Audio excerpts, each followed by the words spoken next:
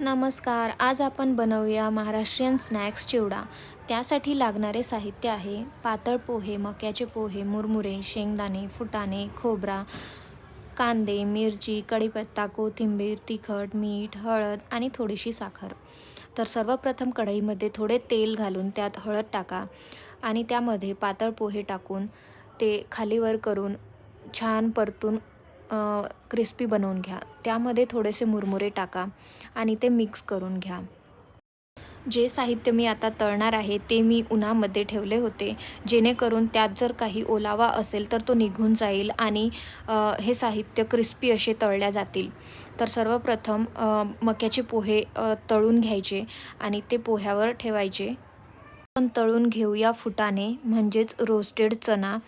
तो असा छान प्रकारे तळून घ्यायचा गोल्डन ब्राऊन होईपर्यंत आणि परत ते पोह्यांवर टाकून द्या, कारण की आपण ते सगळं मिक्स करणार आहे. नंतर शेंगदाणे छान असे तळून घ्या. नंतर आहे खोबरं. खोबरं पण गोल्डन ब्राऊन होईपर्यंत तळून घ्या आणि त्या साहित्यात टाका. आता टाकूया कढीपत्ता. तुम्हाला आवडत नसेल तर तुम्ही स्किप करू शकता. कांदासुद्धा गोल्डन ब्राऊन होईपर्यंत तळून घ्या.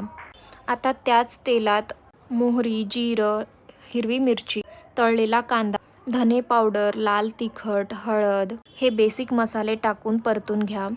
चवीसाठी जिरेपूड पण टाका. आता चिवड्याच्या साहित्यावर थोडी साखर टाका. इकडे कढईमध्ये मीठ टाका आणि ते सगळं सारण चिवड्यावर सोडून द्या.